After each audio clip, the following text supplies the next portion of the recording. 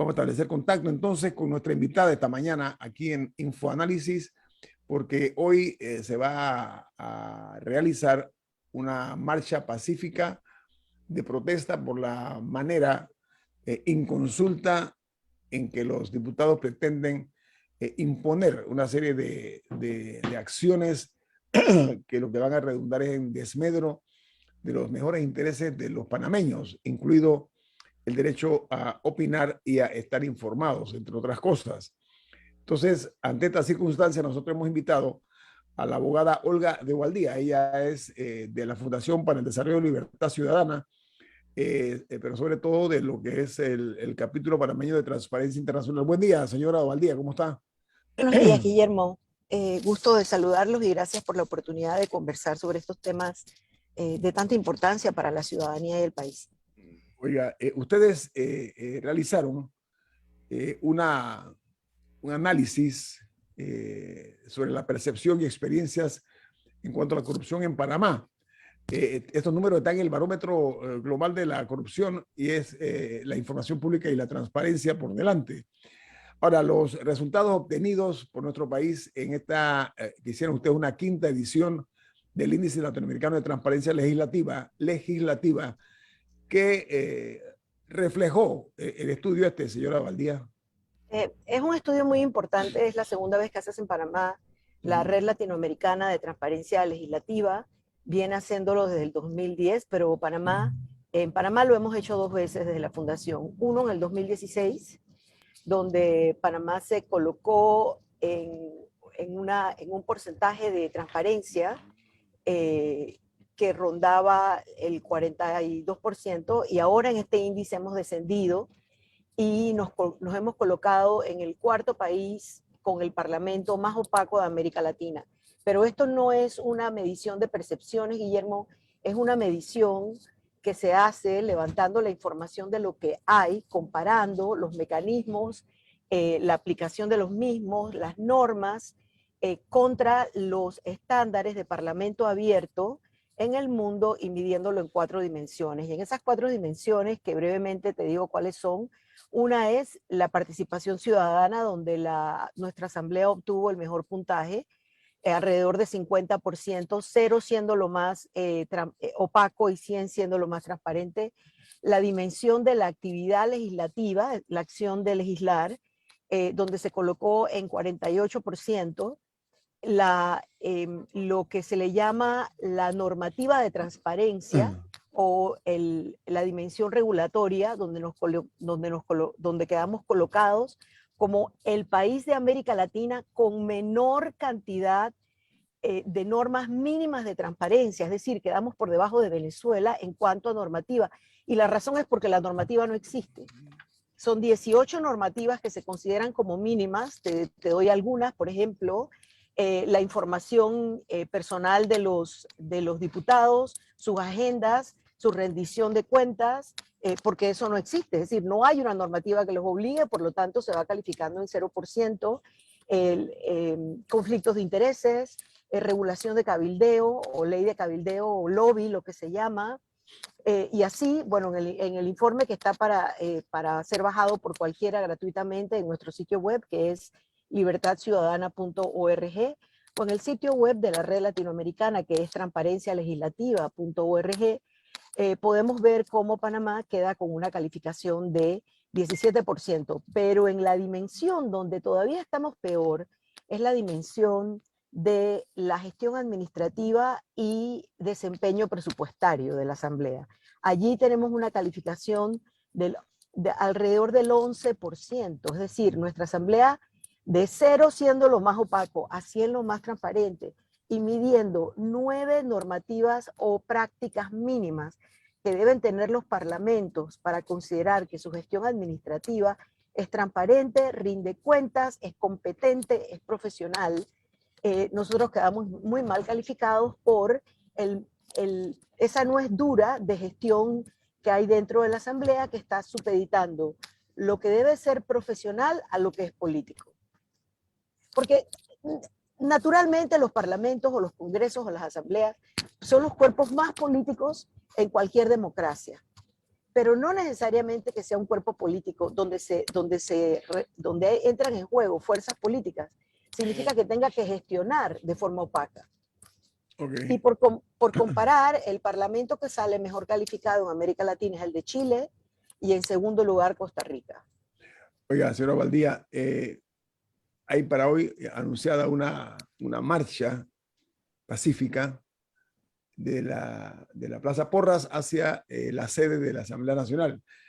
Anoche se conoció que la Asamblea, o a través de su presidente, anunció que el órgano legislativo va a posponer el inicio, la marcha del análisis de las reformas electorales, y entonces dicen que van a reunirse para iniciar de cero. Este cambio de velocidad, ¿a qué obedece de su perspectiva, señora de Valdía? Bueno, yo creo que ha sido un clamor general que ha venido de muchas partes. Por supuesto, están las descalificaciones a organizaciones como la que yo represento, que es la Fundación para el Desarrollo de la Libertad Ciudadana, capítulo panameño de Transparencia Internacional, que somos parte desde hace 20 años del Foro Ciudadano Pro Reformas Electorales, y dentro del Foro Ciudadano Pro Reformas Electorales pertenecemos, que tiene 4 pilares. Nosotros pertenecemos al pilar de organizaciones de sociedad civil, pero ahí hay un pilar académico, uno de trabajadores y uno del sector privado. Creo que para todas las personas que han estado trabajando en el tema de reformas electorales, no solamente en la vuelta de esta reforma actual, sino en las anteriores, ese excepcional espacio de participación que se abre al concluir las elecciones y sentarse en la mesa a tratar de mejorar cada vez más el código electoral y las reglas del torneo electoral, es una traición verdaderamente deleznable la actuación de la Comisión de Gobierno al descartar esas reformas, al descartar esos consensos que también representan los propios partidos políticos que se sientan en esa mesa de comisión de reformas. Creo que este clamor fue tan general, y efectivamente organizaciones como la mía y el foro está llamando a esta concentración el día de hoy. Y no solamente nosotros, muchas otras organizaciones, partidos políticos están llamando a esta concentración. Además, sabemos el momento en el cual los magistrados de la Corte Suprema se levantan y se retiran. Y ahora, pues, el llamado del presidente. Creo que todas estas tres presiones, por así decirlo, hayan generado este momento de reflexión por parte de la Asamblea y su mayoría del partido que tiene la hegemonía en la Asamblea para hacer esta declaración. Sin embargo, eso no significa que eso vaya a disminuir el clamor de la sociedad por ver una mejora en el torneo electoral, porque dentro de las cosas que hicieron en esos 75 cambios, hay menos democracia, menos justicia, más opacidad, menos rendición de cuentas. Hay, menos transparencia, señora Valdía. Por favor, menos transparencia, porque hay menos rendición de cuentas. Nuevamente, opacidad en manejo de fondos, que es parte del problema que vemos en la gestión de la Asamblea. Es como si esa opacidad que ellos llevan dentro de la Asamblea, en la forma en que se autorregulan, la quisieran pasar al torneo electoral, y se olvidan que el torneo electoral es de todos, no solamente de ellos. Lesiones graves y profundas a la libertad de expresión, y entre las pudiéramos clasificar lo que hicieron en ese primer debate y ese segundo debate en normas que desmejoraron, que eran parte del Código Electoral del 2017, normas que sencillamente eliminaron de un plumazo, y normas que han rechazado, que vienen en el código nuevo o en la propuesta nueva de código, que mejoran el entorno electoral. Entonces, no es solamente rechazar las mejoras, sino desmejorar lo que había. El sentir general de la ciudadanía y también del foro es que deben respetarse esas normas que mejoran el torneo electoral. Así que con decir regresamos a cero, en realidad ellos han demostrado con sus acciones que eso no es garantía para pensar que eso significa que no vamos a volver a enfrentar una situación como la que se enfrentaron en estas 2 semanas. Hay que hacer un verdadero cambio de gestión en cómo ellos piensan que pueden. Y yo te voy a decir algo, Guillermo. es cierto, y es verdad, es lo que dice nuestra Constitución, que la Asamblea tiene su potestad legislativa, pero también las asambleas, los diputados, las asambleas tienen tres roles principales. Uno es el rol de hacer leyes, es cierto, pero el segundo rol es como órgano de control de los otros poderes, y el tercero es el de representatividad de ese electorado que los eligió. Con estas actuaciones que ellos han tenido en relación a las reformas, traicionan las tres labores que deben hacer. Y eso es lo que desde la ciudadanía, el día de hoy, yendo frente a la asamblea, hay unos grupos que hablan de vigilia, otros grupos que hablan de concentración, pero la esencia es la misma. Ir pacíficamente como ciudadanía a decir, no queremos desmejorar el torneo electoral, no queremos menos democracia, queremos más democracia. Muy bien. Y perdona que me extendí un poquito, es un tema pues que realmente genera una verdadera preocupación y un verdadero sentir por el país. Bueno, al regreso vamos a procurar hacer más cortas las intervenciones para aprovechar que ustedes la tenemos aquí invitada esta mañana, licenciada Olga Dovaldía. ¿Sí? Viene más aquí en Info Análisis, un programa para la gente inteligente. Continúe, don Milton, la pregunta. Sí, yo quería aprovechar la presencia aquí de Olga, mi compañera de universidad. Hay sectores que denuncian, sectores afines al gobierno, de que esto es una guerra híbrida, que el hecho de que haya múltiples marchas es el remedio o la reproducción de la cruzada civilista o del Frente por la Defensa de la Democracia, como si esto fuera una conspiración articulada por sectores que se oponen al gobierno. Por otra parte, la reunión que se daría entre los magistrados del Tribunal Electoral y los diputados se adelantó para la 1:00, y eso hace pensar que tal vez quieran hacer algún anuncio antes de la hora de la marcha para tratar de desactivarla o quitarle fuelle a esa convocatoria. Y por último, viendo esto, viendo una enorme actividad en redes, pero que hay que ver si se traduce en presencia en calles en Panamá y las otras ciudades que han convocado a la protesta, sobre todo si se diera una, entre comillas, solución al problema del código electoral a la 1:00 de la tarde o cerca de esa hora. No puedo dejar de señalar que en el esfuerzo de firmas para la convocatoria de una asamblea constituyente, a pesar de todos los grupos que se han activado, incluyendo partidos políticos que en su conjunto suman más de 600,000 inscritos, no se han recogido más que 16,000 firmas. Yo decía que estas reformas o descuartizamiento de las reformas al Código Electoral eran una comprobación de que la Asamblea Nacional era incapaz de reformarse a sí misma, lo que daba pie a iniciativas como la Asamblea Constituyente Paralela para poder reformar verdaderamente el sistema político. Mi punto es, si hoy nos daremos cuenta de que de verdad hay un sector mayoritario que le importa con estos temas, o es solamente aquellos que participan en redes y en programas de opinión pública como este, los que estamos preocupados, pero que la mayoría de la población es indolente ante eso que tú señalas o denuncias como un atentado a la democracia participativa. Bueno, creo que dentro de tu propio análisis, y gusto saludarte, Milton, creo que dentro del propio análisis que haces ya hay varias respuestas. Y creo que también no podemos aislarnos del contexto en que estamos, el contexto de la crisis sanitaria, social y económica, y que ahora pues hay que ponerla en el orden al revés, la crisis económica, la crisis social que tenemos, el miedo que hay por tantas cosas, el tema económico, el momento de desempleo, el momento de falta de ingresos, el aumento de la informalidad, que entiendo que del 45 pasamos al 55%. Por ciento de informalidad. Eso genera preocupaciones en la sociedad que no necesariamente pasan por estar preocupados de algo que va a ocurrir dentro de 3 años.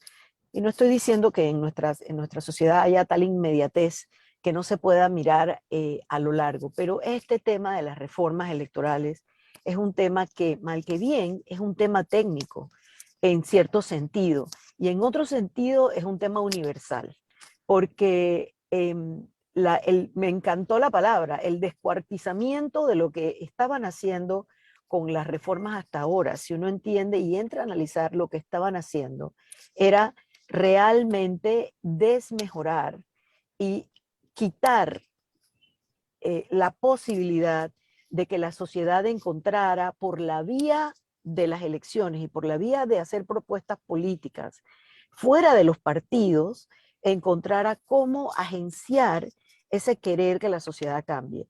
El tema de la constituyente realmente es un tema que creo que da para mucho análisis político, porque en un momento donde hay tanta necesidad y efectivamente es obvia la necesidad del cambio, es obvio lo que pasa con nuestra asamblea, y como tú lo has dicho, no tienen la capacidad de regularse a sí misma, y el propio índice de transparencia parlamentaria que hemos hecho, de transparencia legislativa, si bien al mapear las falencias, ahí mismo está dando la hoja de ruta de qué debe cambiar para mejorar la gestión, nos encontramos con la gran pared de que el mecanismo clientelar que ha marcado el quehacer de los partidos y el quehacer de la mayoría de los diputados también está instalado dentro de la Asamblea. Entonces, siento que hay tantas preocupaciones en la sociedad ahora mismo que el tema de la constituyente genera además la impresión o el miedo generalizado de que puede traer mayor desestabilidad, cuando la gente lo que quiere es una seguridad, una estabilidad, fuentes de trabajo, y creo que eso tiene un gran papel, un gran peso. No sé si midiendo las personas que vayan hoy con la cantidad de personas que no tienen la posibilidad del transporte, del acceso y una serie de cosas, vaya a medir si la sociedad panameña en general está identificada con los problemas que nos puede traer ese desarticular esta parte de nuestra democracia de acuerdo a como lo quieren hacer los diputados. Abogada Pero lo Valdía, cierto es que yo le tengo una quienes lo pregunta. observan, tenemos que levantar la voz. Quienes sí se están dando cuenta, tenemos que levantar la voz. Sí, pero mire, abogada de Valdía, si bien es cierto que ustedes han obtenido resultados acerca de la medición esta en materia legislativa, hubo también una evaluación del segundo año de gestión del gobierno del presidente Laurentino Cortizo, ¿correcto? Háblenos acerca de los Sí, resultados, las cosas más importantes que detectaron ustedes sí, en esa medición, por favor. sí, esa evaluación la hacemos contra ustedes recuerdan que nosotros lanzamos un reto a los candidatos presidenciales que se llamaba el reto transparencia. Y de los 7 candidatos, 6 aceptaron, fueron a Ciudad del Saber, firmaron, le pusieron la huella de la mano al compromiso, y entre ellos el hoy presidente Laurentino Cortizo se comprometió a esa agenda por la transparencia, que eran 32 cambios que se podían hacer en el país en pro de la transparencia, la rendición de cuentas, la probidad y un mejor Estado que dé un mejor servicio, sin necesidad, sin cambios constitucionales. Es decir, estas eran cambios que se podían hacer en el entorno y que no requerían un cambio constitucional. Cuando lo hicimos en ese momento, en enero del 2019, no estaba claro cuál podía ser el futuro de un cambio constitucional. Allí nosotros hemos ido a los 100 días de gobierno, hicimos una medición para ver de esas promesas cuáles habían cumplido. Lo hicimos al año y lo hicimos en el segundo año. La realidad es que de todas en las 5 dimensiones que el presidente se comprometió en mejorar el entorno de transparencia, hubo avances en una, que fue el nombramiento de 2 magistrados que parecían, por lo menos a la luz pública y lo que se pudo hacer en el due diligence que se puede hacer desde la sociedad, ser personas que no tenían nexos ni familiares ni de negocios con el Ejecutivo. Eso ya era un cambio radical a lo que veníamos viendo desde hacía 10, 12 años con los nombramientos de magistrados. Ese era uno. El otro fue el nombramiento del hoy que renunció a su puesto, del procurador Ulloa, que también parecía ser una persona sin nexos ni conflictos de intereses. Sin embargo, bueno, ya sabemos lo que pasó ahí en ese episodio. Y, sin embargo, esos fueron los únicos reales avances que vimos. Él se comprometió también hacer una revisión de la ley de contrataciones públicas. Esa ley de contrataciones públicas es cierto que pasó, pero y es la 15ª reforma que ha tenido la ley en 15 años. Y sin embargo, dejó grandes lagunas dentro de la ley que tienen que ver con el tema de las compañías que son condenadas por actos de corrupción, la propia transparencia dentro del sistema. Allí ha habido avances con la DGCP y lo que están publicando, y la ley pide la creación de un observatorio que todavía no está funcionando, pero el día que esté funcionando ahí hay un avance. Esos son los 3 avances. Oiga, ahora, yo veo, señora de Valdía, yo observo. Sin embargo, hay más retrocesos que avances, Guillermo. Hay retrocesos en todos los demás aspectos. Estoy viendo aquí que dice que dentro de las cosas que más preocupan incluyen la renovación del contrato de Panama Ports, es lo que estoy leyendo. Hablan de los intereses del país, de la opacidad, el sistema de justicia, administración de justicia, que dice que está falto de recursos, tanto el Ministerio Público como el órgano judicial, y la falta de certeza de castigo. Son los elementos que acabo de buscarlos, aquí lo encuentro. Sí. Sobre el tema de la renovación del contrato de Panama Ports, ¿cuál es la posición de ustedes? ¿Qué encontraron? No, la posición de nosotros es que la opacidad en el proceso, los conflictos de intereses aparentes y lo que en realidad el daño mayor del contrato, que es generar una camisa de fuerza que impide el verdadero desarrollo de ese sector, que es un sector importantísimo para Panamá, eran suficientes para cuestionar ese contrato y haberlo o analizado mayormente con la sociedad, o ahora que se dio, encontrar las vías para poder, no sé si desfirmar, porque no sé si tal cosa existe, y no soy experta en contrataciones públicas, pero quienes nos ayudan a hacer estos índices dentro de nuestro cuerpo de personas que pertenecen a la fundación, encontraron que efectivamente allí se estaban traicionando todas las aspiraciones y todas las posibles ganancias que pudieran generarse de ese sector, porque no es solamente el contrato en sí, sino lo que el contrato representa en pérdida de oportunidad para el país. Oiga, usted hablan de recursos. Camila, adelante, Camila. De los renglones del reto por la transparencia era una ley de conflicto de interés, que sabemos que no ha habido avances en ese sentido. Pero sí hemos visto en otra ley relacionada también a este tipo de delitos, la ley de extinción de dominio que presentó el Ministerio de Seguridad. ¿Nos puedes explicar un poco qué es extinción de dominio y qué es exactamente lo que se está proponiendo?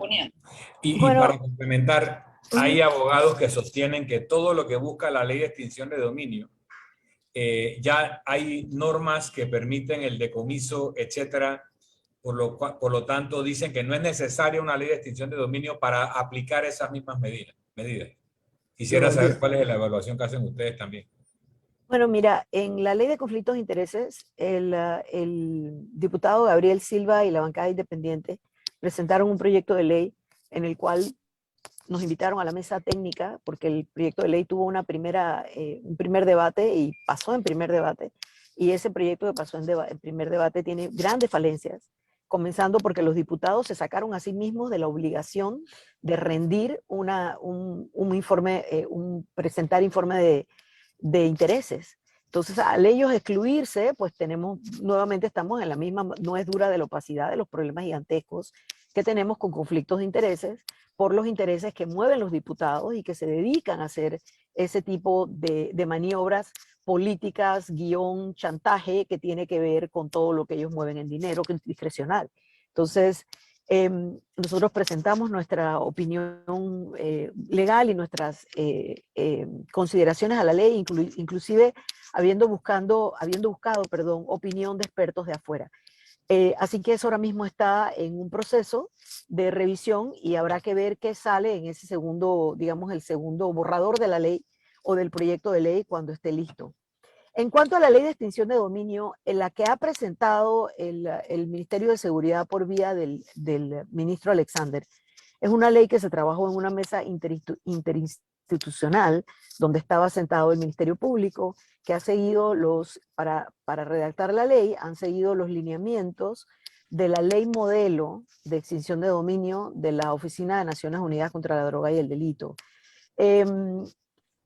Hay países donde la ley ha pasado y se ha aplicado y ha sido exitoso el proceso porque la ley contiene la creación de fiscalías especializadas y juzgados especializados en el manejo de investigar, detectar, señalar y encontrar los bienes ocultos que suelen ser parte de estos esquemas de crimen organizado. Allí, en esa facción, pero eso imagínense, implica dotación presupuestaria y que efectivamente tanto el Ministerio Público como el órgano judicial lo puedan articular. En otros países donde se ha hecho, como Honduras, como Colombia, ha sido muy exitoso para desarticular los recursos que permiten que las bandas sigan funcionando.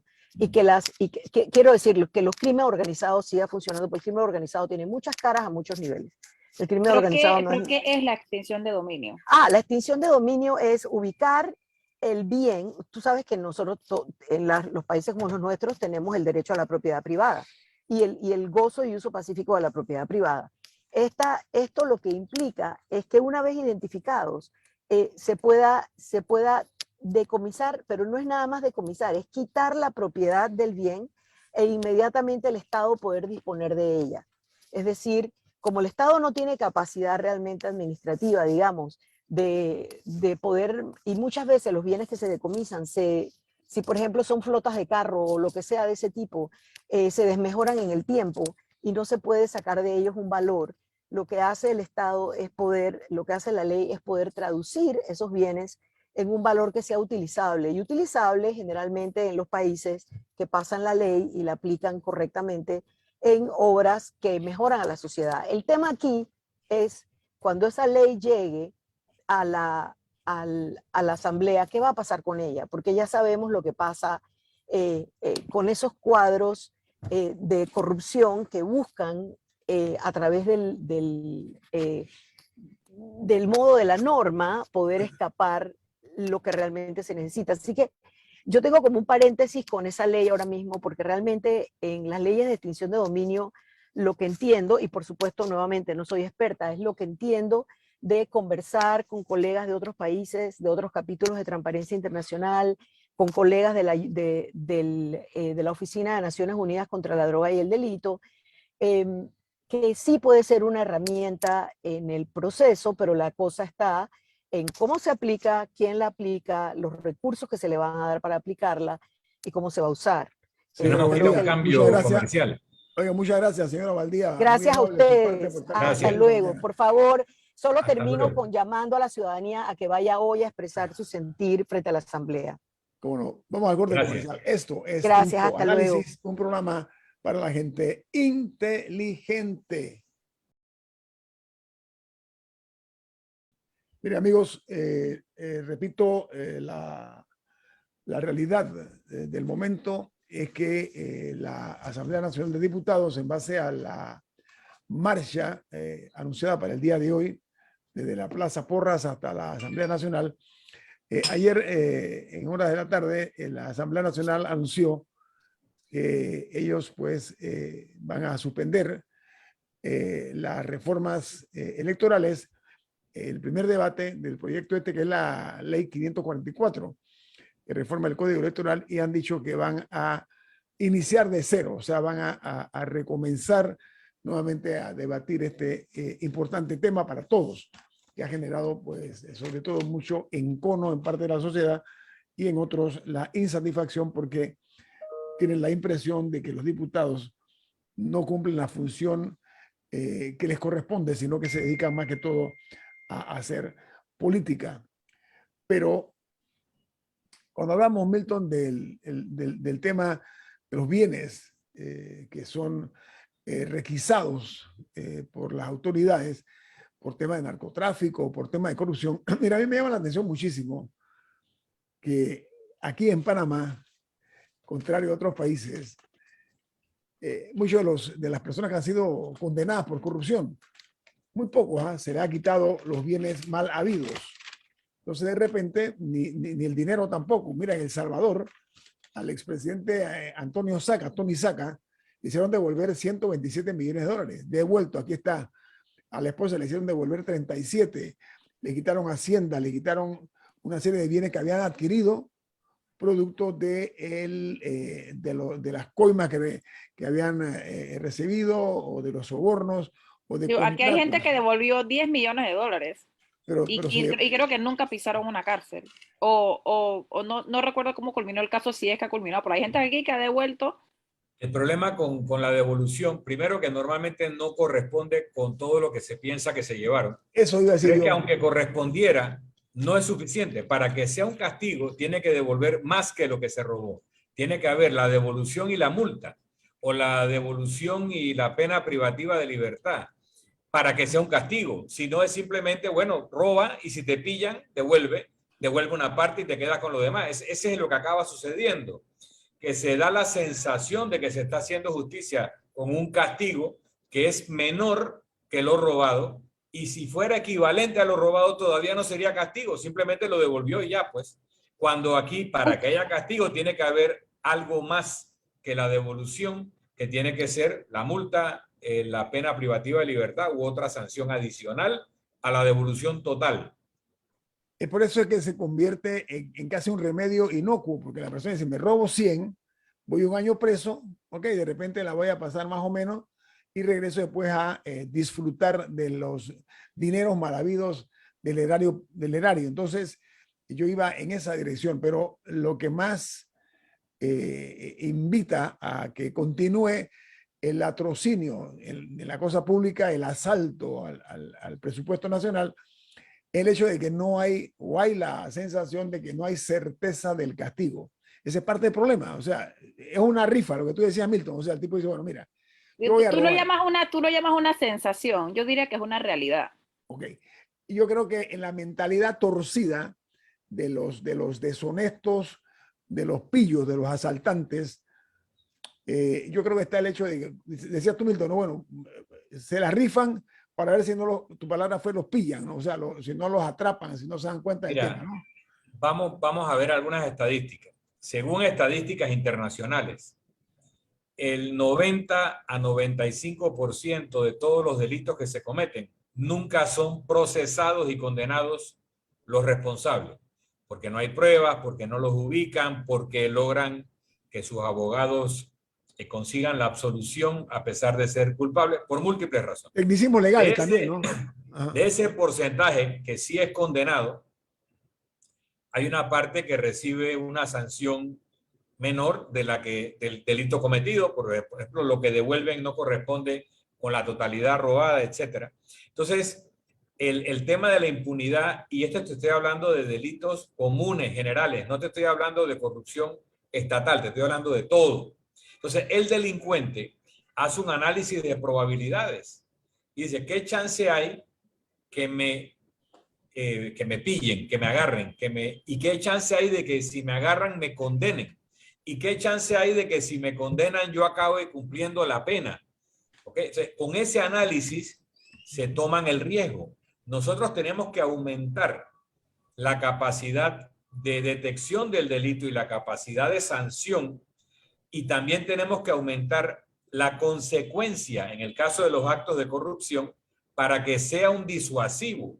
Ahora mismo, aquellos que se meten al gobierno a robar, que son demasiados, aunque no todos, vamos a ser justos, no podemos generalizar en la totalidad, calculan lo que quieren para sí, lo que necesitan para protegerse o defenderse y lo que van a devolver. Y esa es la sumatoria de lo que se llevan, y al final se quedan con lo que querían inicialmente. ¿Quién paga la cuenta? La sociedad. Ahora, embriagados por el poder político que es pasajero, muchas veces son obnubilados, o sea, pierden la visión de las cosas y sienten que no saben definir entre lo público y lo privado. O sea, sienten que lo público es de ellos también, al igual que lo privado. Esa es parte del problema. Es como ellos cobran un porcentaje adicional del salario, buen salario, me refiero a los funcionarios de alto nivel. Pero los últimos años han sido pródigos en escándalos. Y los resultados en la práctica, si bien es cierto que han mejorado, todavía no satisfacen la gula, la hambruna, la apetencia de aquellos que insisten enriquecerse a costa de cargos públicos. Es que entonces, en la el cosa yo creo sistema, que va por ahí. Ajá. sí, en el sistema de corrupción, ese sacrificio ritual ante la opinión pública está incluido. Y dentro del grupo que puede estar beneficiándose indebidamente a través de la corrupción, se escoge a uno, él no lo sabe o ella no lo sabe, que va a ser sacrificado ante el altar de la opinión pública y se hacen casos célebres con uno, con dos, con tres, pero no con todos. Entonces la gente tiene la sensación de que se está persiguiendo, de que se está encontrando a culpables, pero si te pones a ver la cantidad de personas que cambian su nivel de vida luego de una experiencia gubernamental y que no se puede justificar con el sueldo que percibieron, versus la cantidad de gente que es procesada públicamente por eso y finalmente condenada, es ínfima. Por lo tanto, tenemos que concluir que algunos de esos procesados son víctimas propiciatorias que el sistema ofrece al altar de la opinión pública y que simplemente, dicho en buen panameño, es el más pendejo. Ahora, es ese que los cómplices ofrecen y los apean y dan la información para que la opinión pública se concentre en ese o esos casos y que finalmente se sienta que ha habido justicia cuando el resto salió impune para su casa a disfrutar de los bienes maravillosos. Bien, lo que llaman la cleptocracia criolla se instala en el poder político para producir algunos ciudadanos inmensamente ricos, pero otros calamitosamente pobres. Esa es la diferencia. Que como hacen de los cargos públicos, por ejemplo, es sabido que aquí se va a hacer un proyecto de carretera, por poner un ejemplo, y los amigos del ministro de turno se enteran o son informados y entonces compran las tierras aledañas próximas a la carretera con el ánimo de que ese privilegio, ese beneficio, ellos van a sacarle provecho, por poner un ejemplo muy clásico en este país, ¿no? Contrataciones. En Panamá pasamos, o sea, perdimos la humildad. Ahora aquí todos son macroproyectos multimillonarios, proyectos faraónicos, que al final del día tenemos ahí una serie de obras del Estado que son multimillonarias, que se las ha comido la opacidad. Pero no, todo, o que no llevan a ningún lado. Por ejemplo, lo que iba a ser el famoso corredor de las playas, ajá, ahora no va a llevar a ningún lado. No llega a ninguna playa. Porque ahora llega un nuevo gobierno y dicen, no, que, o sea, y cambian el modelo del proyecto y ahora ese proyecto no va para ningún lado. Eso va a llegar, no me acuerdo cómo se llama el punto donde va a llegar ahora el corredor de las playas, pero va a ser inservible. Sí. O sea, todos estos años de tráfico en la PESA y va a ser inservible, no va a ser nada. Con los Eso efectos, es dinero enterrado en el suelo. Bueno, tenemos que irnos porque viene Álvaro Alvarado con su programa Sin Rodeos. Milton, ¿quién despide Infoanálisis? Nos vamos, pero lo hacemos disfrutando de una deliciosa taza del café Lavazza. Café Lavazza, un café para gente inteligente y con buen gusto, despide Infoanálisis. Nuestro sentido de agradecimiento por acompañarnos esta mañana. Nos vamos. Y nos vemos. Hasta mañana.